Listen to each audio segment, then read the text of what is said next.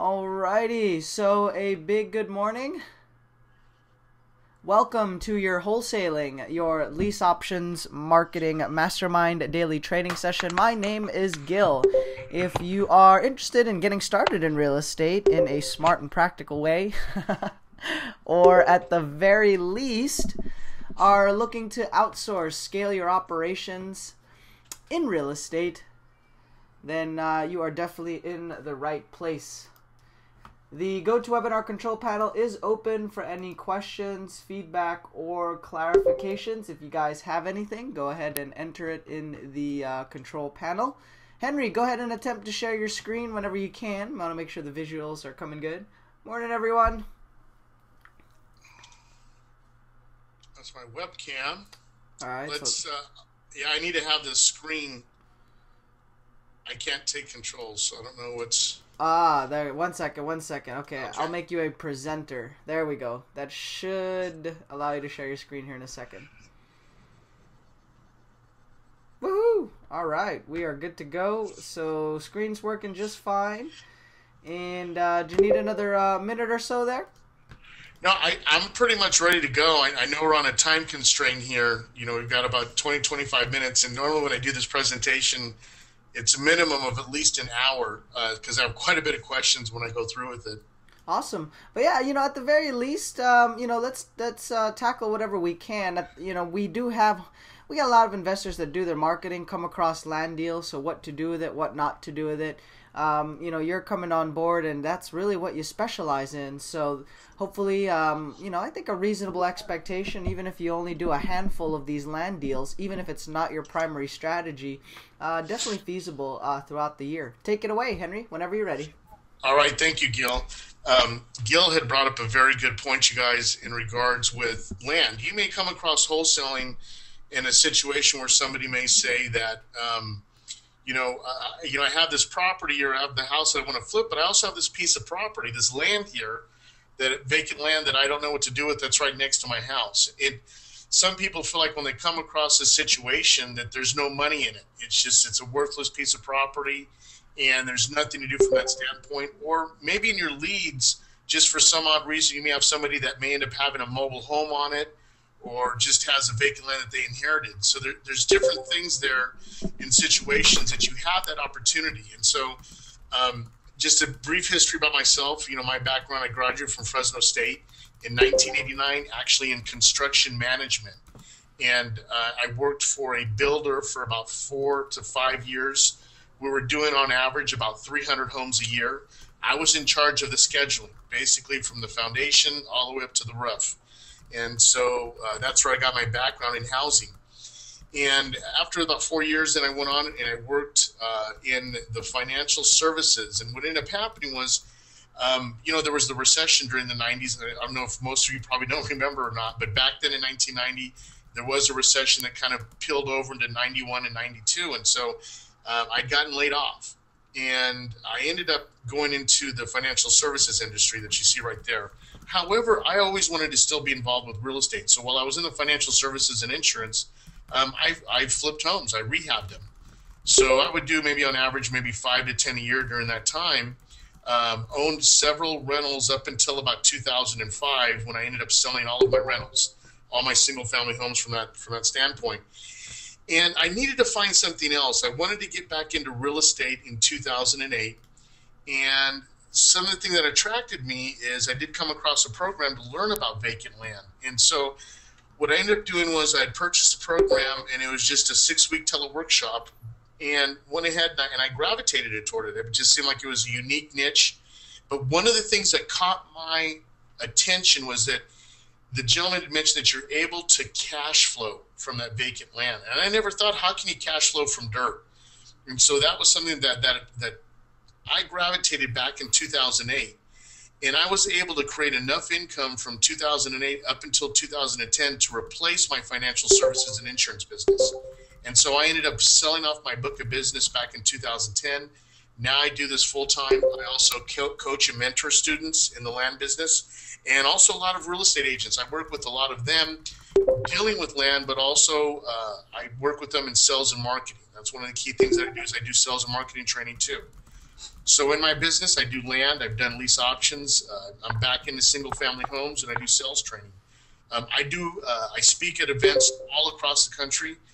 Those are some of the things that I do. Just got back from Seattle here last week, and I'm actually going back there in 2 weeks to speak again. So just a brief history just about myself and a background there. So that gives you an idea of what I've been doing here in the real estate industry since 1990. And let's see, we'll go ahead and we'll go on to the next slide.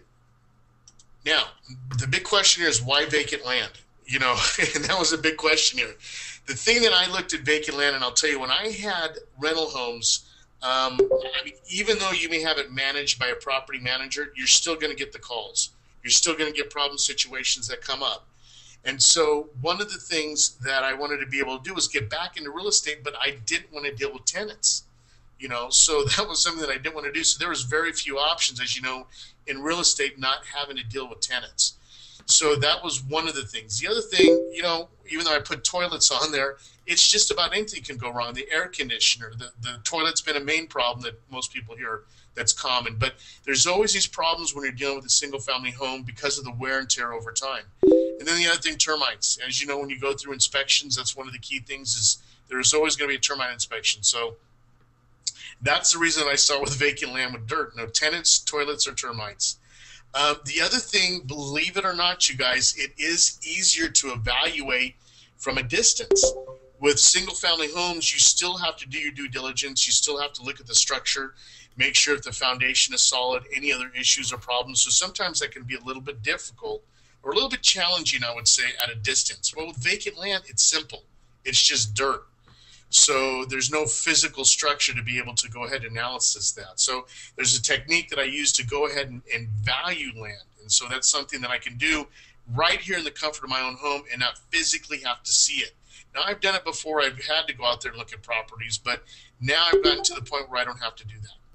The other thing, like I mentioned, no real ongoing maintenance, you guys. You're not having to worry about the roof, about worrying about any type of leaky faucets or anything of that nature. So there's really no maintenance other than possibly having to go ahead and maybe plow the field if it's within city limits is what you'd have to do. The demand is consistent. That's the other thing that I like is that it's consistently easy to work with, to sell, and the demand is always there. That's what I liked about it. It's very, very simple to do. Also, you're not going to believe this. It does take very low capital requirements. I've purchased land for $100, you know, and so that's an availability to get into a very, very low capital, but be able to have own a piece of property to do that. The other thing that I love, you guys, and the big thing here, because of now with the issues of the Dodd-Frank Act, the SAFE Act, you can do owner financing and no banks. That's what I love. You're the bank now, and you're not subject to any of these lending rules or anything like that. So that's great there. The other thing, too, you guys, it's fun and creative. You know, that's the thing that I like. With real estate, you know, there's always different techniques, creative financing. Land is one thing that's easy to go ahead and create. You're in control over it. So you're not subject to a lot of the rules and regulations and things of that nature. So these are some of the reasons why you want to go ahead and work with vacant land. Let's see here. Now, valuing of vacant land. That's one of the key things. A lot of the questions I always get, well, how do you value it? And it's true. It's not really simple. A lot of realtors are not land brokers. And so real estate, to be able to value that piece of property, some people can use comparables within a half-a-mile radius and within the last 6 months. Vacant land is not as much, okay? But there's different approaches that you can use. You can still do comparable sales approach. So there is vacant pieces of property that do sell. So that gives you the opportunity to go off those comps, but you may have to go out for a year, you know, maybe 2 years sometimes to be able to get an idea of what the recent comparables are. Second one is an income approach. Believe it or not, for example, I live here in the Central Valley. There's a lot of agriculture, a lot of fruit, a lot of things that are produced, you know, on vacant land. So an income approach is what you can be derived from that property. So if you have agricultural land, you can be able to do that. If it's lumber, that's another thing, believe it or not. I have a student that I work with back in West Virginia. He focuses just on lumber, on timber, and sells that timber. So that's another income approach you can do. And then the other thing is marketability approach. And I'm going to touch on that a little bit here with marketability. It means, are you able to sell that property? Is it landlocked? Does it have a view of the ocean where you can't build? So there's a lot of factors that are involved there. But the key things that I look at, you guys, is water, road access, and utilities. Those are the three main things. And the reason why I look at these three is because that's what you need if you want to build a structure on them. Most of the properties I have, somebody does want to build some sort of structure or put a structure on there, whether it's a mobile home, they could be building a single family home or a vacation home. So those are the three factors that I look at. Now, I do have some people that just buy property or just buy land for hunting. Michigan, in that area, I've sold some property because they want to hunt on 40 acres of land. Texas, the same thing. I sold 100 acres that way because they wanted to go wild boar hunting. So those are some of the other things that you can look at. But the main focus is water, road access, and utilities. Those are the three factors there. And as I mentioned, you might need to go back here for the sales data, 12 to 24 months to be able to go ahead and do that. The big question is, Henry, where do you buy vacant land? Okay, that's another big question, another premise that I have. I buy mainly in the southern parts of the state, even though I have bought in the northern and all different places in the area of the country.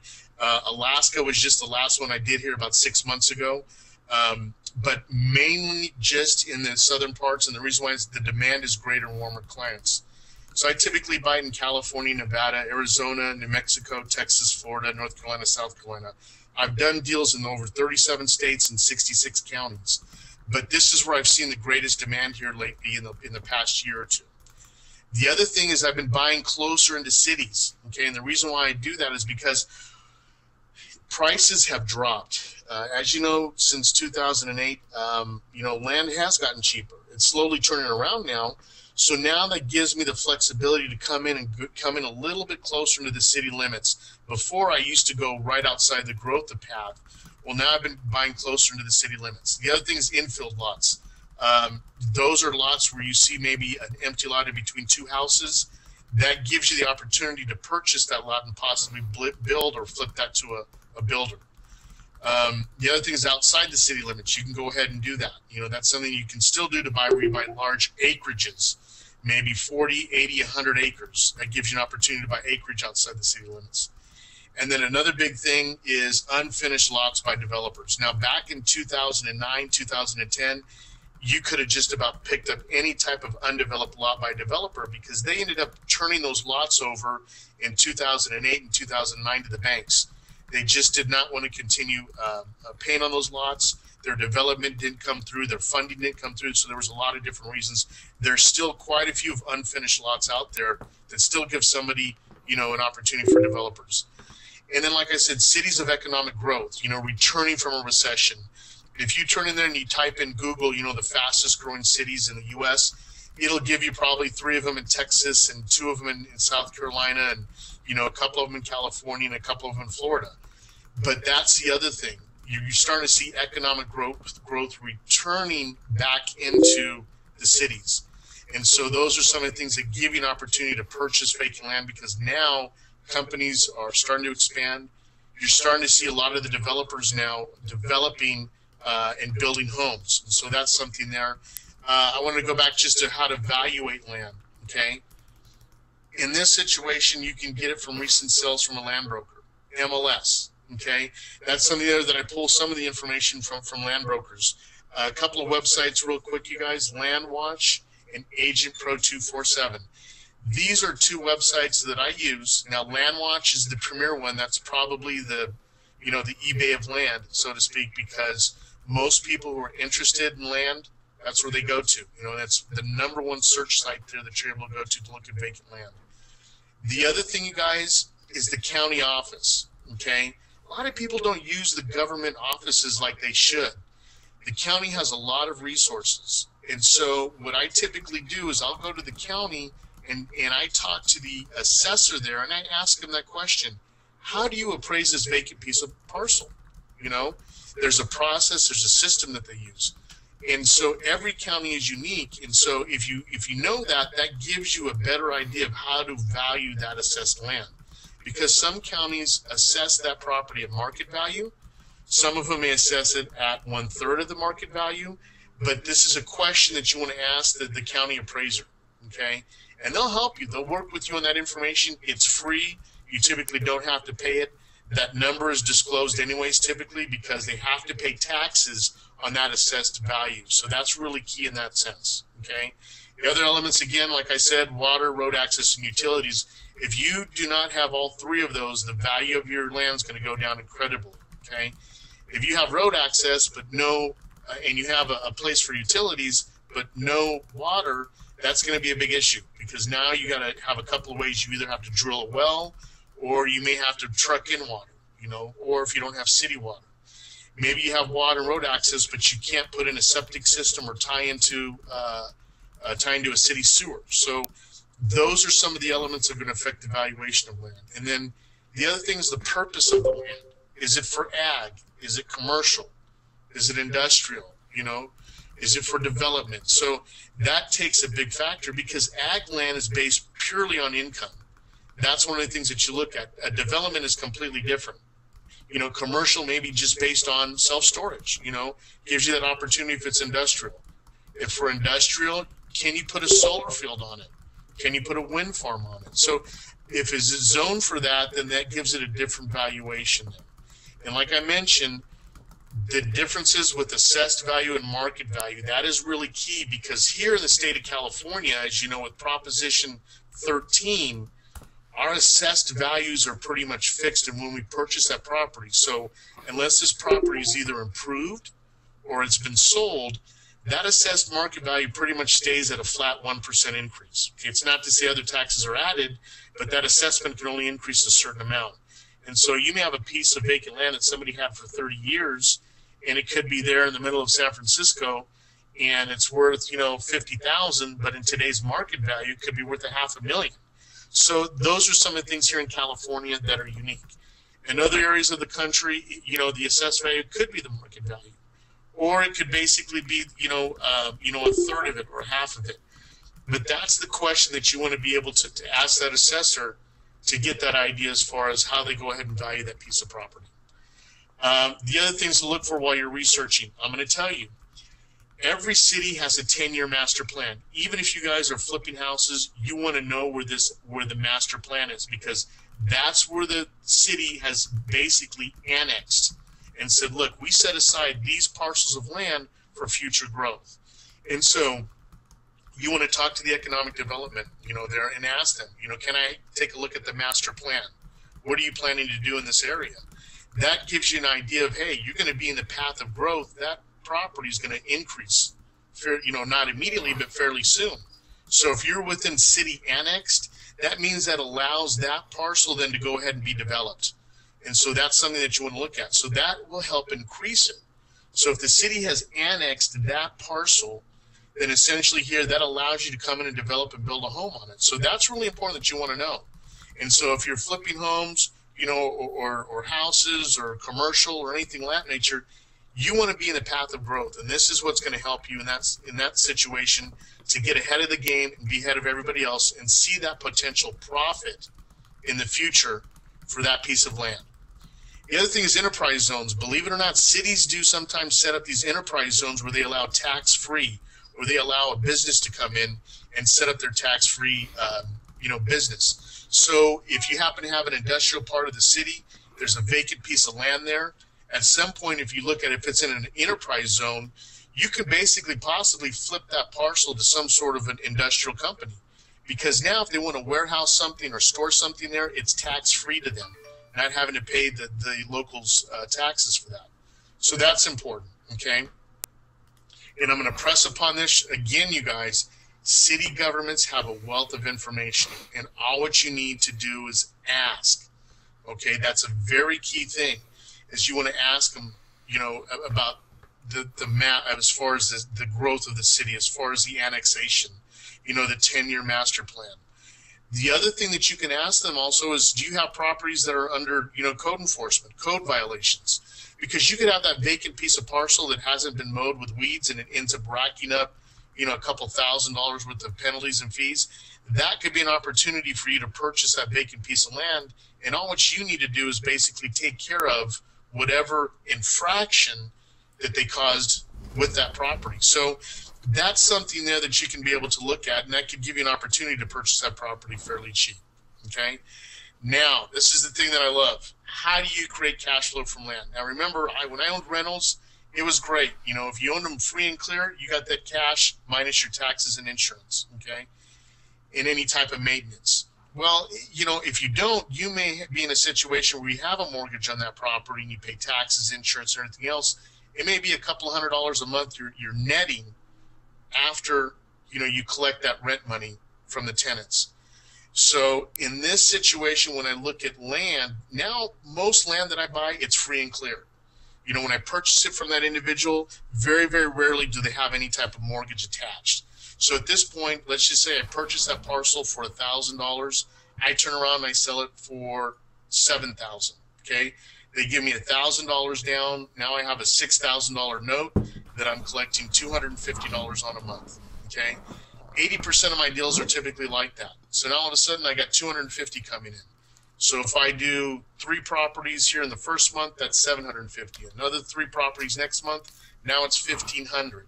Another 3 more properties, now it's 2,250. So you can see over a 1-year period, you can easily build up a nice cash flow of money coming in consistently from that standpoint.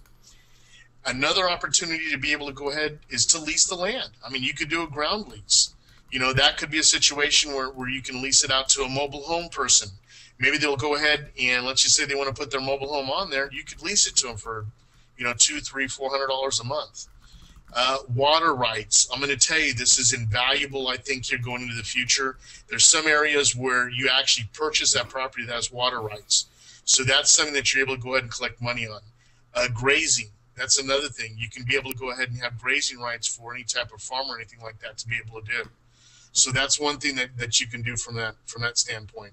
The other thing I did, which was a little bit unique, you guys, is I went ahead and I went ahead and I leased out a property in October to a church.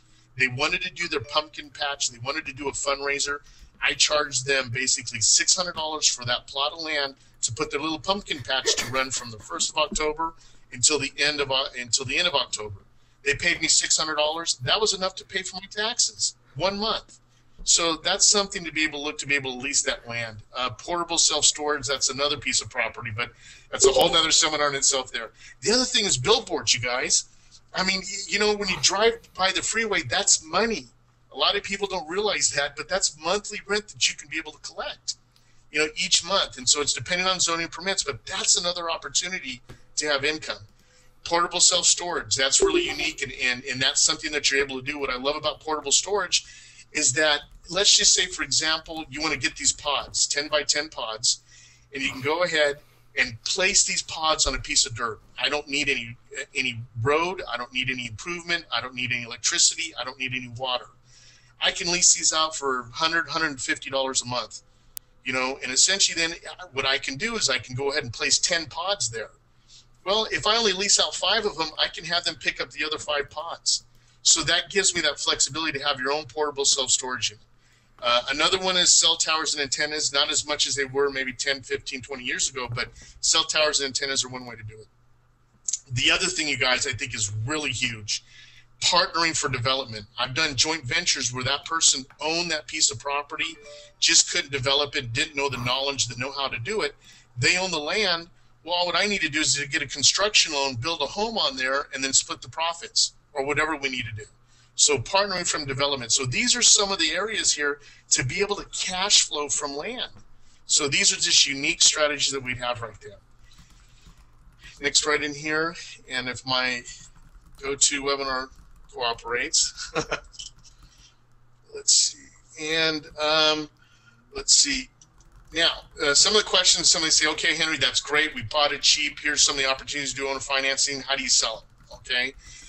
Well, what I've been able to do is develop a buyer's list, and that's some of the keys. I have repeat buyers all across the country that continue to buy land from me.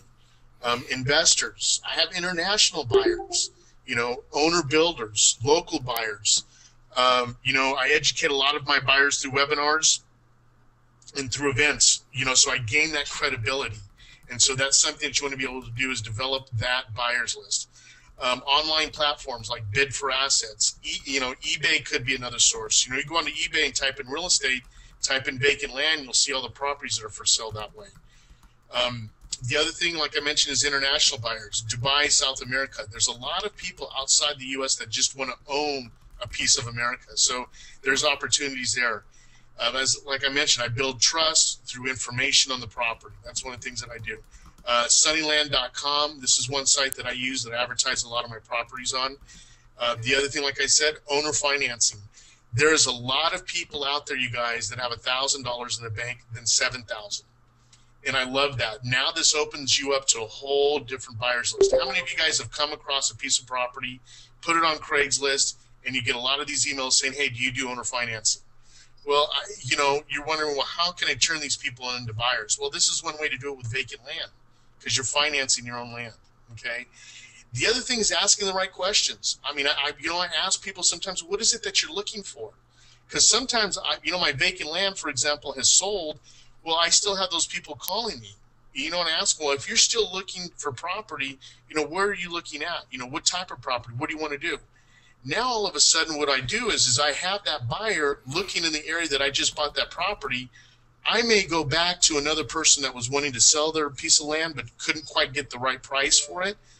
I might go ahead and lock up that property on an option and maybe flip it for a small wholesale fee. So right there alone, you're creating your own, your own deal in that situation. So, but you're basically matchmaking. So I continue to do that to be able to work in that area. And like I said, if I sold that property right there and I have more buyers looking for property in that area, I'm going to continue marketing that area until I find a piece of property. So these are some of the ways that I've been able to develop and use to sell my vacant land. And so let's go on to the next slide right in here. And one of the things that I've done, I've worked with this one company here, Real Estate Auctions. Auctions are huge, you guys, believe it or not, in real estate. And those are some of the things that I've been able to expand my land platform is I do auctions, just like in eBay. But what I end up doing, though, is I essentially go ahead and I may auction that property off. And you see it on eBay. What they're saying is, hey, we're auctioning off this property for the down payment. And to me, if I bought that property for $1,000 and I sell it for $5,000, what do I care if I started out at $99 or $100? At that point, that's that down payment, and now I've created a cash flow.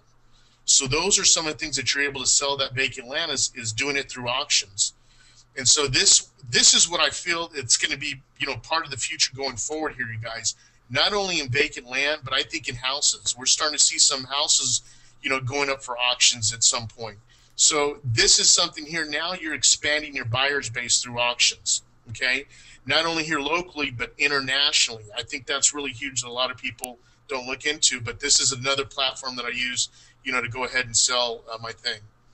So Gil, I kind of fired through everything right here because I wanted to respect everybody's time and leave enough time for questions.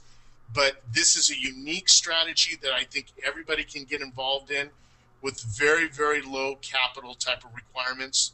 You saw some of the creative strategies there that I was able to use to go ahead and purchase my properties and go ahead and sell the properties, from that nature, and create that same cash flow, because that's what everybody's looking at. And the thing that I like, Gil, is let's just say somebody comes to me and they say, look, Henry, I want to replace my income. I'm making $5,000 a month. And I say, okay, well, let's see here. If you want to go ahead and replace your income for $5,000 a month, let's just say that if we end up selling a property and you buy it for $1,000 and you sell it for $5,000, they give you $1,000 down, and now you've recouped that $1,000 that you bought for that property, but now you have a $300 payment, a note coming into you every month for the next 5 years, let's just say. From that standpoint, what you can look at is now you have $300, and what you would do then is you reverse engineer it. So if you're saying, look, I need $5,000 a month, well, if you end up selling, basically, 15 properties, that'll get you to the number that you're looking at. That'll be $4,500 a month. And that doesn't even include maybe the deals that someone may pay you the $5, $6, $7 grand, for the whole piece of property. So that is one way that's very, I think, very realistic to replace your income for your JOB, Gil. So that's something that I like, because now I can set aside a certain amount, because when you wholesale, you just don't know. You can get a $5,000 check or a $10,000 check, but then it's gone at that point, whether it's going into marketing or anything like that. You've already spent that money in your mind. But this is a way that I feel that's legitimate to go ahead and have a, what I consider that passive income that everybody's looking for, Gil. No, definitely some great pointers, and we'll talk more about different case studies and different examples as we move forward. We're looking at building a healthy pipeline not only for your business, but you also have multiple students and investors that you work with nationwide. And we wanted to have Henry come on because that's one of the quote-unquote objections that we'll get, or feedback from investors, where they'll launch a marketing campaign. And I mean, guys, you can only do so much filtering when it comes to your data, right? There will be leads that will slip through because the fields were blank, they missed a criteria, things were mislabeled wrong. And that works for Craigslist, direct mail, PPC, anything and everything, right? There's always a couple in there that would slip in due to some data entry done way back, when the lead was entered into the system, or updated or dated information, right? But for those of you that are coming across that, instead of just tossing them out, bring them into these live sessions and refer them out, right? Refer them out to investors like Henry, or contact our office, and we'll be, we'll help move that particular lead forward, or work it on your behalf, right? Since you're not going to be doing anything with it anyway, why not make a wholesale fee or referral fee, or a nice little profit on that particular lead or deal. And for those of you that are educators, that you have your own respective programs, you work with students nationwide, we wanted to give you guys additional tools that you can add to your toolbox so that your students would have better success at closing on deals or monetizing leads that they would otherwise throw away. And if you are sending direct mail throughout the year, and if you are farming Craigslist, you will come across land. That's just that's been our experience, and that's been a similar experience to the others that we've marketed for in real estate, right? Henry, when talking to a landowner, I guess that's the big thing, right? Let's say they do come across a piece of land or a lead. What are some basic pieces of information that they can gather so that when they send it over to us for review, we have something to work with, or at least some information about the lead? What are those key pieces of info that you're looking for? Gil, and that's a great question. Typically, when somebody calls in for a lead for us, obviously we ask them those basic questions. One of the things is, who's on title to the property? Because sometimes we have people who may have inherited that property, or they're helping somebody, because most of these landowners, believe it or not, either bought it for an investment or inherited the property, or at one point maybe they bought it to build on it. And so there's a lot of different reasons behind it, but title is very important, because some properties, they may have never changed the title if they've inherited it. So we want to have that information, if we're dealing with the decision maker and the owner. The other thing is the three key elements that I mentioned, Gil. Does it have road access? Does it have, at least an opportunity for utilities and water? The other primary thing is an APN number or a tax ID number, because typically what ends up happening with vacant land, it does not have an address like it does like a home, because that county yet doesn't have, there's no permanent structure or anything on there. So the way that the county looks at it is they go by a tax ID number or an assessor's parcel number, APN number. So we need that information, because that'll help us locate that property. The other thing is, where's the property located? Which county is it in? So that's important there, because obviously we need to be able to match up the APN with that county. And then, just, I think those are some of the brief questions at this point. If they just want to gather the information and pass it on to us, if they want to go further into it, Gil, there's maybe some additional questions they may ask about the property, any unique features about the property. One of the typical questions is like, hey, Gil, this sounds like a great piece of property. Why are you selling it? Because there could be all kinds of reasons. They could be behind on back taxes. They just don't want it anymore. One of the things, they could be in a financial distress. So there's a lot of different, reasonings behind that. And then maybe the last question that I would ask is, Gil, what is it that you need out of this property? And most of the people typically won't know because they won't even know what it's even worth. And that's the other situation there. So they're looking for a little bit of guidance of as far as what that property is valued at. But those are some of the key questions there, Gil, that I would look at just to ask them, if they're just looking just to pass on to that lead, those 3 or 4 questions there in the very beginning that I mentioned, that's all that they need to go ahead and give it to you. Then we can take it from there and research it and see what we can do.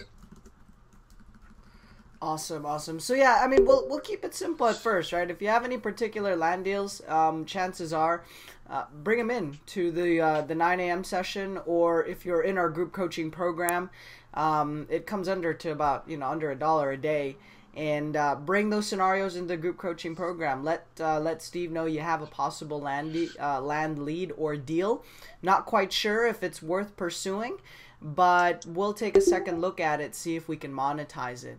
Now, Henry, obviously people are going to have some questions and they're going to want to know more, so we'll continue to release some tips and strategies over the upcoming months. Our biggest priority right now is you've got some high priority investors that we're looking to bring on board, automate it, and that for me is very exciting because we've handled traditional wholesaling, rent-to-owns, but honestly, guys, rent-to-owns, lease options these days, even the biggest gurus promoting the strategy don't do them anymore, or they focus on traditional wholesaling. You can test that, find out for yourself.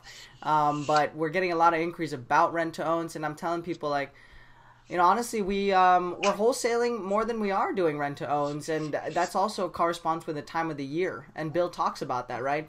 Everybody, most of these homeowners think that the market is changing just because of a lot of the buzz and the marketplace being pumped with new marketing pieces, whether it's real estate education, listing their homes, or we buy houses, right? So not exactly the time to be pushing for closings on rent-to-owns.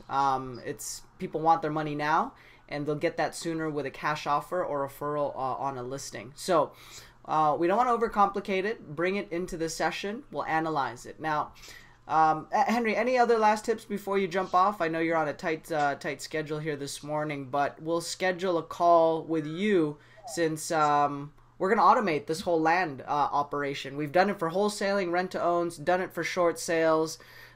We've done it with notes. We've done it with tax liens and deeds. We've done it with code violations. We've even, we've worked on HUD programs automating people's businesses. So this land, it's new, but at the same time, we've applied it on similar strategies. So I'm really excited to be able to automate an entire land operation like what you guys have going. Yeah, Gil, and also I'm going to tell you, there's not much competition. That's one of the other things. You'd be very surprised as far as the competition is concerned. I mean, there's hardly anything at all. So when you look at wholesaling houses and everything else, Gil, obviously, there's competition that's involved. And one of the other things that I'm going to tell everybody, and they probably should know this, is that there's a lot more land than houses. So the opportunity is tremendous, Gil. And so the thing that I would say, if they're interested and if they want us to continue maybe doing just another separate webinar just on land, Gil, maybe have them get back to you and we can set up a time then of just doing something just on vacant land. So awesome. If that's something that interests them, just have them get back to you at that point and we can set up a separate webinar just for that. Yeah, we'll definitely do that. And so we'll set up a time with you to review the process, right? Step one, yep. Through how it works, get it into a nice little CRM tool, work on the workflows, and so I'll hit you up later today so we can finalize it. And we're actually going to see you this weekend in Monterey, aren't we? You know what, you guys, I'm going to tell you, I'm excited about it. Even though I'm not participating about it, I told Steve if they just had like a mini Spartan, I would do it, But I just want to go just to kind of get the excitement, get out. It's going to be a beautiful weekend up there in Monterey, and it's fun. I just think it's great to go out there and network. But the other thing that I'm going to tell you, Gil, I mean, it's all about real estate and what we're doing and everything else. But what I like about you and what you and Steve are doing is you got to have that balance in life. And I think that's real important. So I think it's awesome that you and Steve are doing that this weekend. Yeah, and it'd be nice. We actually have some other wholesalers that's coming out with us, and we will have some friends that aren't joining the race, so they're going to be spectators throughout the day. So throughout the course, you can actually just follow along different routes for spectators. You're obviously not running the main course, but there's easier routes, and I mean it's a full day full of events and activities. So we will have some people, other spectators there. So if you want to hang out with them, you're more than welcome to. I'm not sure if you're coming out with family, but yeah, we got some people that are hanging out for the day. Just so you know. Great. Awesome, awesome. And there is going to be a mini one. You guys heard Henry, he's down to do a mini one. There's a short course in December, and we are going to be doing that one as well. Look it up. It's in Malibu. This one's going to be held in Malibu. So before we jump off, a couple other updates and reminders for you guys. Number one, right? We just had a workshop recently, and we also have been doing a lot of trainings on partnering up on deals. More people are, coming to the table interested in doing deals with us, or working with our local acquisition managers or our transaction coordinators. Here's what I would recommend, right? Because in the last couple of days, it was actually brought to my attention, this one was kind of serious, where our acquisition guys, or even our main investors like Bill or Broker Julio and some of our other virtual acquisition managers, they'll work on a deal, right? They'll structure it. They'll even talk to the homeowner, do everything. Well, everything because the previous person that brought it to the table didn't know what to do with it anyway, right? So they'll put all this time on the front end and structure the deal, work the numbers, give you what the maximum cash offer is, and multiple offers and strategies and scenarios. But on this recent one, there was one that was brought to my attention where within 24 hours of coming up with the proposal and the solution to this homeowner's problem, homeowner gets paid, agent gets paid, tenant buyer gets exactly what they want, or whoever the new buyer will be. The investors and wholesalers are going to get paid, so it's a win-win situation all around. And I was supposed to be the cash buyer in this particular deal, right? And within 24 hours, when we submitted and did all the offers and all that good stuff, the student calls us back and says, hey, I have another cash buyer. Thanks, I got this thing taken care of, right? And so our transaction coordinator was like, well, that's really strange, because for a whole month, you didn't know what to do with this lead. Nothing. It sat in your inbox collecting dust. You were never going to get paid on this thing. You even forgot about it. And you came to the table. We helped you out, right? We didn't charge you an arm and a leg, $10,000 to get started, and none of that ridiculous crap. And so now, all of a sudden, within 24 hours, you claim to have another cash buyer. So, right? So for me, I was a little bummed out. Not because I was the cash buyer in that deal and we lost it. We lose lots of deals. A lot. If you're not losing deals, chances are you're not doing any deals either, right? But what kind of bummed me out a little bit on that situation or scenario is that our acquisition guy, our local guy, spent time on that, right? Pulled all the offers, comps, everything, all the due diligence into it, even talked to the homeowner, structured it. And within 24 hours, not only did they switch out the cash buyer, but now they're like, peace, we're going off, we're doing our own thing now. And so that's not cool, right? If we are going to work with you on a deal, or if one of our acquisition guys is going to work on it, I think we have to lay out, be clear on that. If the first deal doesn't go through, we understand that. But if you are going to attempt to just grab our information and go, or at least, well, that's happened to me, right? They're gurus building courses out of the stuff we teach for free in these 9 a.m., selling it for anywhere from $97 to $9.97. It's hilarious. But I'm not cool with our transaction coordinators and our main investors getting burned like that, right? I mean, that's just bad business. That's bad juju.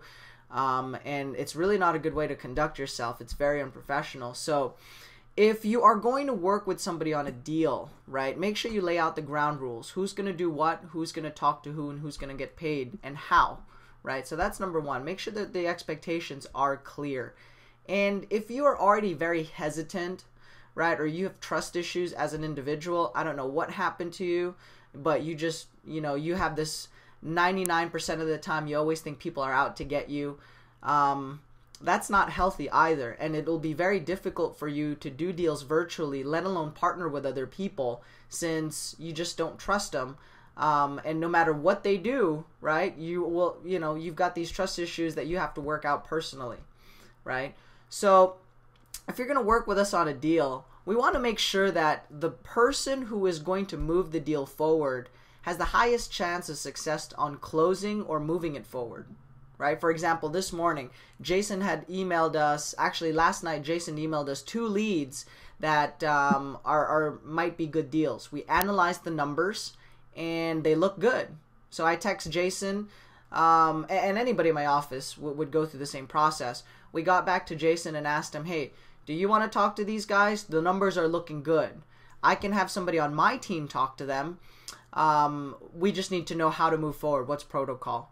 Because if you have a pre-existing relationship with the seller, with the agent, with the wholesaler, or with whatever lead source it is, then we encourage you to move the conversation forward. But if you are a brand new person, you don't know what to say, how to say it, you've never done a deal, I think it's in your best interest to let somebody move the deal forward that's closed over 100 transactions, that's done multiple deals in a variety of different strategies, right? I think it puts you in a better position to get paid at the end of the day. And keep in mind, prior to coming to the table, you would have gotten $0 off of that transaction, right? And now we're able to help monetize it for you. But again, I'm not hurt by the part that they switched me out as a cash buyer. I could care less. It happens to us a lot of times. It's just the nature of the game. But again, I'm not cool with you guys just trying to go direct to the acquisition manager, grab their information, go, and peace out, right? Just disappear. Now, there's a couple of reasons why. Money, maybe, but that's really low on the totem pole. We don't want you claiming that we had helped you on the deal when when they're no longer involved in the transaction. If you put together a shoddy deal, which we see a lot of that here in California, deals that don't make sense, deals that are predatory, deals that will probably fall through just because the due diligence on it is just absolutely whack.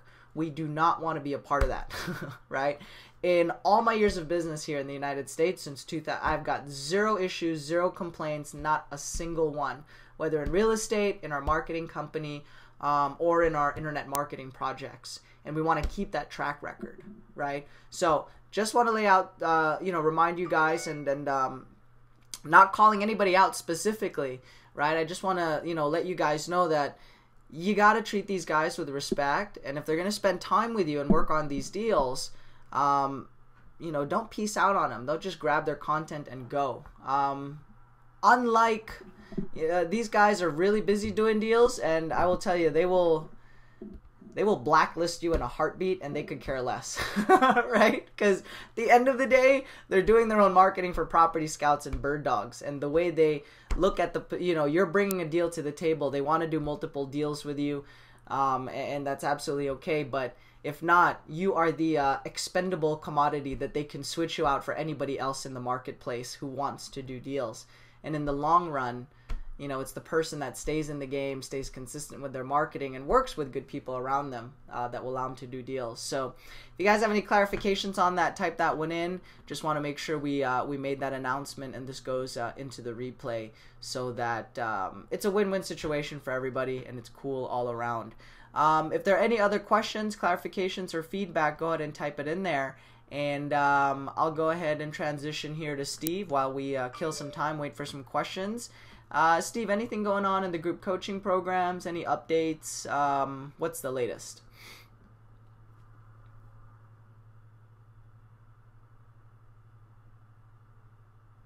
I think you're on a self-mute, buddy.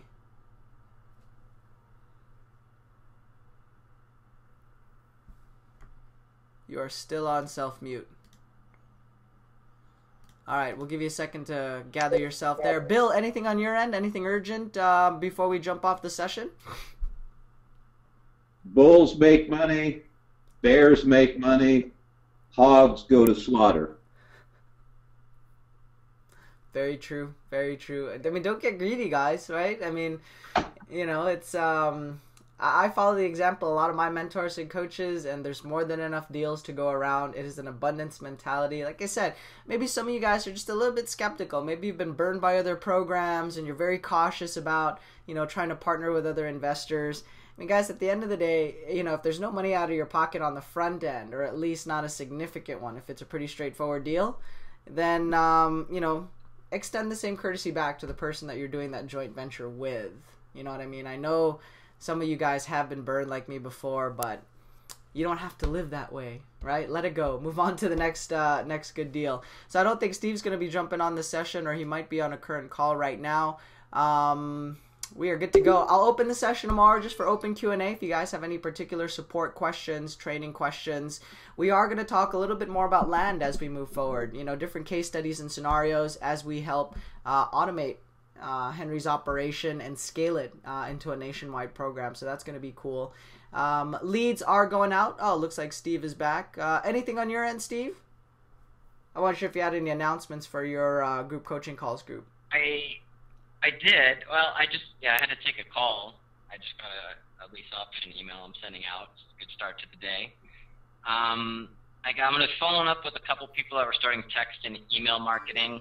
I don't have it in front of me, but just expect a call if you just recently started the text email marketing. One person needed to actually set up the Google Voice account instead of just the Gmail.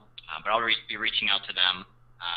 Group coaching, my talking to seller session will be at 3 o'clock today. All right, so talking to Sash at 3 Land o'clock. Looks cool. Awesome. And I think you could grow the biggest pumpkin on a piece of land that anyone's ever seen, dude. yeah, I mean, I don't know, when I plan stuff, they just grow, so I would be willing to try that out. I mean, Henry dropped some cool scenarios on there. We see a variety of these leads and deals. So 3 o'clock today, group coaching. We are going to modify some of those group coaching calls and focus more on CRM tools and Podio, how to manage and work it, right? So we're going to mix up the content a little bit and adjust it, especially as we have new people going through the program. And that way you guys know how to use Podio, right? So we'll have open support questions. We will take care of those moving forward, and we'll build those in the group calls. Go ahead. Yeah, I'm just waiting on Podio to approve the app, and then you guys can just download it. It'll be cool. Very nice, very nice, very nice, very nice. Susie, I think I got your email for the white letter, so we're good to go on that one. And other than that, gosh, I think we are... Yes, Monterey, if you're going to be there, send us a text or email. If you have any leads or deals, you will have to enter them in or let us know via email. Bring it into the 9 a.m. sessions or the group coaching calls. And that we will quarterback and coordinate those. That is at the request of our acquisition managers based on recent experiences, so that we can update and clear out the process. We want to do deals at the end of the day, guys.